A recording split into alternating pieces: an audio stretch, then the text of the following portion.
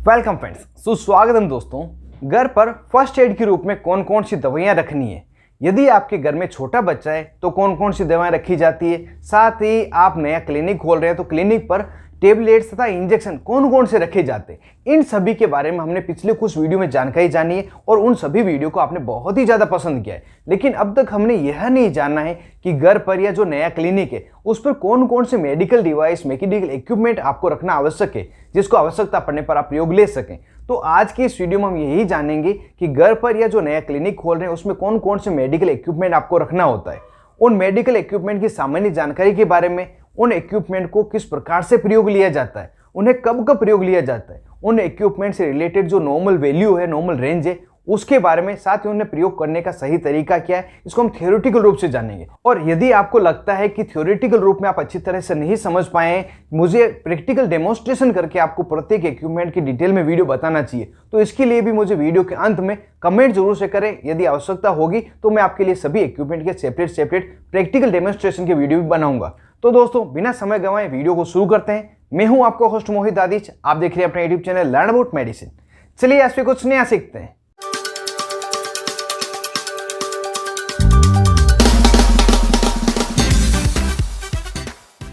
Hello friends, नमस्ते दोस्तों। इस वीडियो में हम कुल 5 डिवाइसेस के बारे में जानेंगे, जिसमें सबसे पहला डिवाइस है ऑक्सीमीटर। इस ऑक्सीमीटर को हम पल्स ऑक्सीमीटर भी कहते हैं। इसे आप सभी भलीभांति परिचित होंगे, क्योंकि अभी जो कोरोना का समय गया है उसमें लगभग प्रत्येक व्यक्ति ने इसका प्रयोग किया है, चाहे वो घर पे करो या अस्पताल में करो। यह डिवाइस ब्लड ऑक्सीजन लेवल को तथा हार्ट रेट, इन दोनों को चेक करने के लिए प्रयोग लाया जाता है। पहले हम यहाँ पे जान लेते हैं जो नॉर्मल ब्लड ऑक्सीजन लेवल है वह क्या होता है, नॉर्मल हार्ट रेट क्या होती है, उसके बारे में इसकी अदर इन्फॉर्मेशन जानेंगे। अगर नॉर्मल ब्लड ऑक्सीजन लेवल की बात करें तो 95% से लगाकर 100% तक बिल्कुल नॉर्मल ब्लड लेवल है। इसके अलावा किसी व्यक्ति का अगर 91% से लगाकर 95% है तो इसे कंसर्निंग ब्लड ऑक्सीजन लेवल कहते हैं। मतलब थोड़ी बहुत इसमें डिस्टर्बेंस हुई है, आपको एक बार फिजिशियन से मिलने की आवश्यकता है। और यदि किसी व्यक्ति को 90% से भी कम ऑक्सीजन लेवल आ रहा है तो इसका मतलब एक इमरजेंसी कंडीशन, इसको तुरंत ही हॉस्पिटल में जाके मिलना चाहिए। अब हार्ट रेट की बात करें तो जो नॉर्मल हार्ट रेट है, जो पल्स रेट है, वो होती है 60 से लगाकर 100 BPM। और अगर किसी व्यक्ति की हार्ट रेट 101 से लगाकर 109 तक है तो इसको थोड़ी सी बढ़ी हुई हार्ट रेट कह सकते हैं। ये कई बार स्ट्रेस लेने से, थोड़ा ज़्यादा दौड़ भाग करने से भी हो जाती है। और यदि किसी व्यक्ति की हार्ट रेट 110 से लगाकर 130 के बीच में है, उससे ज़्यादा है, तो उसे इमरजेंसी में डॉक्टर से मिलना चाहिए। अब हम यहाँ पे जान लेते हैं इस ऑक्सीमीटर का प्रयोग किस प्रकार से करते हैं।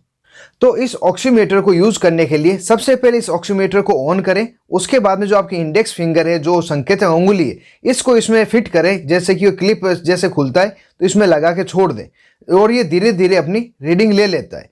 इसमें जहाँ पे SpO2 लिखा है यहाँ पे आपको ऑक्सीजन की रीडिंग मिलेगी, और जहाँ BPM PR लिखा है यहाँ पे आपको हार्ट रेट मिलेगी। इस तरह से इसका प्रयोग करते हैं। और इसका प्रयोग करते समय आपको एक विशेष बात ध्यान रखनी है कि जिस उंगली, जो इंडेक्स फिंगर आप इसमें इंसर्ट करते हैं, वह ड्राई होनी चाहिए, किसी प्रकार का गीलापन और उसमें नहीं होना चाहिए। और इंडेक्स फिंगर के अलावा अदर में भी कुछ रीडिंग बता देगी, लेकिन जो परफेक्ट रीडिंग है वो इंडेक्स फिंगर में ही आती है। अगला जो डिवाइस है जिसे हमें घर पे रखना चाहिए उसमें है थर्मामीटर, जिसे हम तापमापी भी कहते हैं। इसका प्रयोग हमारे शरीर में टेम्परेचर, जो तापमान है, उसको मापने के लिए लिया जाता है। यह मैनुअल तथा डिजिटल दो अलग अलग प्रकार के होते हैं। मैनुअल थर्मामीटर जो कांच का होता है, इसका रख रखाव तथा उसको समझना थोड़ा कठिन है। इसी कारण से जो हाल ही के दिनों में आजकल डिजिटल थर्मामीटर का प्रयोग ज़्यादा लिया जा रहा है।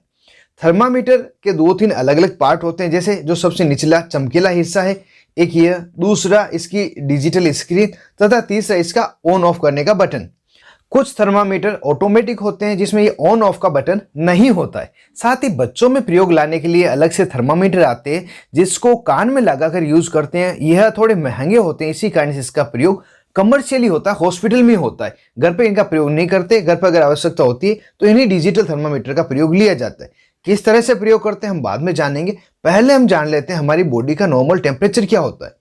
हमारी बॉडी के जो नॉर्मल टेम्परेचर उसको मापने के लिए हम डिग्री सेल्सियस तथा डिग्री फ़ारेनहाइट 2 यूनिट का प्रयोग करते हैं। डिग्री सेल्सियस के टेम्परेचर के वो जानने हैं तो ये 36.5 से लगाकर 37.5 इतना डिग्री सेल्सियस अगर होता है इसे हम नॉर्मल टेम्परेचर कहते हैं।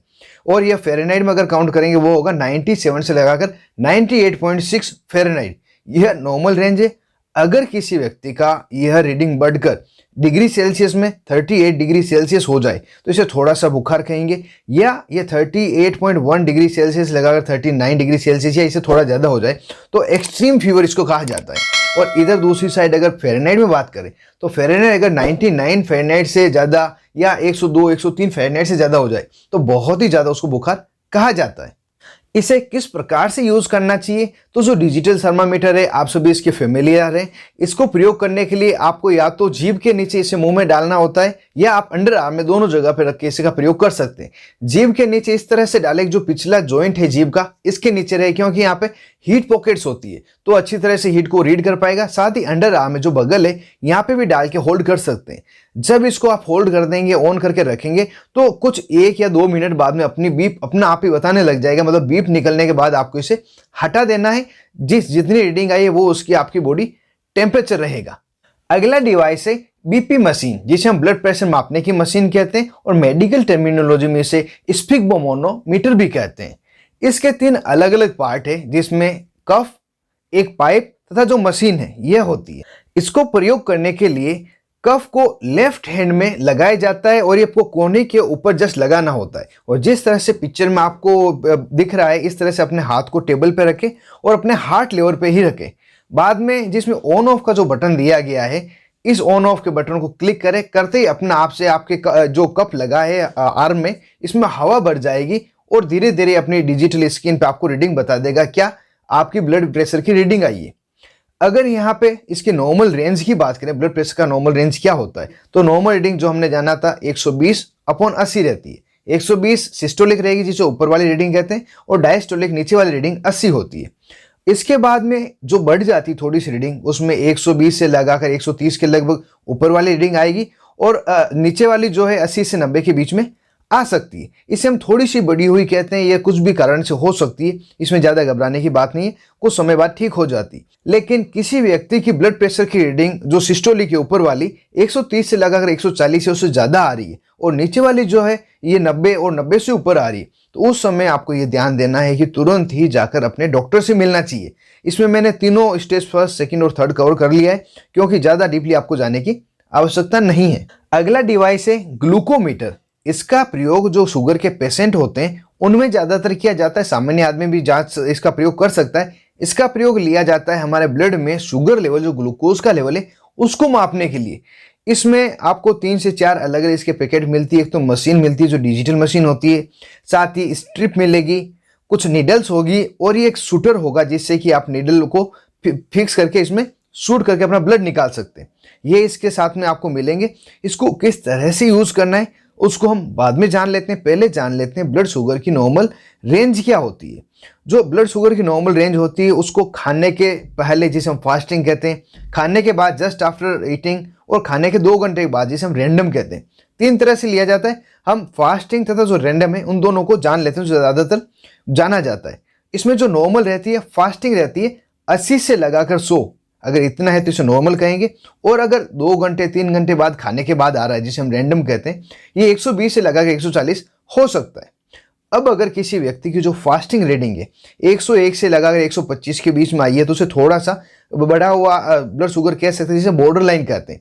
और अगर जो रैंडम है वो 140 से 160 है तो उसे भी बॉर्डर लाइन ब्लड शुगर कहेंगे। और किसी व्यक्ति को फास्टिंग में 126 से ज़्यादा ब्लड शुगर आ रही है और रैंडम में 200 से ज़्यादा आ रही है तो इसे हम डायबिटिक कंडीशन कहेंगे, व्यक्ति को मधुमेह हो गया है। इस ग्लूकोमीटर को प्रयोग करने के लिए आपको सबसे पहले जो ये शूटर है इसमें नीडल को लोड करना होता है। बाद में इसको 4 या 5 या 3 की रीडिंग पे सेट कर देना होता है, जिससे कि इस स्पीड से वो इतना डीपली इसको प्रिक करेगा। अंगुली पे प्रिक करने के बाद में आपको इसमें जो स्ट्रिप दे रखी है मशीन में डालनी है और ब्लड उस स्ट्रिप पे डालना है। जब ब्लड आप स्ट्रिप पे डालेंगे तो ऑटोमेटिक अपनी जो डिजिटल स्क्रीन है यहाँ पे आपको अपनी रीडिंग बता देगा कि आपके ब्लड में शुगर लेवल कितना है। इस तरह से इसका प्रयोग लिया जाता है। अगली तथा लास्ट जो मशीन है वह है नेबुलाइजर मशीन, जो बहुत ही इंपॉर्टेंट मशीन है। और घर पे अगर आपके छोटा बच्चा है, ओल्ड एज पेशेंट है जिनको ब्रीथिंग रिलेटेड प्रॉब्लम है, तो आपको इसे रखना ही चाहिए। जब ये मशीन आप देखते हैं तो इसमें आपको 3 या 4 पार्ट दिखेंगे, जिसमें एक तो बड़ी सी मशीन होती है जिसमें एयर कंप्रेसर कहते हैं। दूसरा एयर फिल्टर होता है जो मशीन के अंदर ही होता है जिससे कि एयर को खींचा जाता है। तीसरा पाइप रहता है। चौथी चीज होती है नेबुलाइजर कप, जिसमें दवा डाल के सूंघा जाता है। और पांचवी चीज होती है मास्क या मुंह में डालने का पाइप, दोनों में से कोई भी एक हो सकता है। इस तरह से मशीन दिखती है। इसका प्रयोग जैसा मैंने बताया था, यदि किसी व्यक्ति को बहुत ज्यादा खांसी है, श्वास में दिक्कत हो रही है, अस्थमा की समस्या है, सीओपीडी का पेशेंट है, चाहे वो बच्चा हो या बड़ा हो, दोनों में इसका प्रयोग लिया जाता है। इसको किस प्रकार से यूज लिया जाता है बेसिकली हम जान लेते हैं। इसको प्रयोग लेने के लिए सबसे पहले इन सभी को आपस में कनेक्ट करना होता है, जैसा पिक्चर में देख पा रहे हैं। उसके बाद में ये जो नेबुलाइजर कप है, इसमें जो डॉक्टर ने आपको दवा लिखी है उसको इसमें डाल देना होता है और प्लग इन करके इसे चालू कर देना होता है। जब इसको चालू करते हैं, इसके अंदर से वेपर्स आती है। इन वेपर्स को आपको मास्क की सहायता से सूंघना है। तो इसके लिए मास्क को भी आपको चेहरे पे इस तरह से लगाना होगा कि पूरा फिट हो जाए, साइड में से नहीं निकले। साथ में रबर दे रखा, पीछे आप इसको लगा सकते हैं।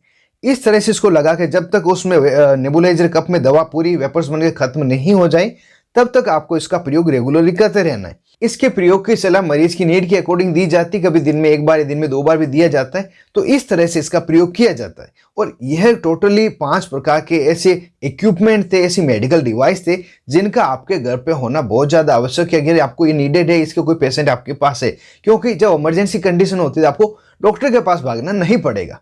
तो दोस्तों, ये वीडियो बिल्कुल ही नए प्रकार का मैंने बनाए हैं। आपको ये कैसा लगा? क्या वीडियो आपको पसंद आया? क्या ऐसे वीडियो और आप चाहते हैं? अगर चाहते हैं तो किस टॉपिक पे चाहते हैं ये भी मुझे बताएं, जिससे कि आपकी डिमांड पे कुछ नया वीडियो ला सकूं। आप थे अपने दोस्त मोहित दातिया से, देख रहे थे अपने YouTube channel learn out medicine. Thank you for watching till the end.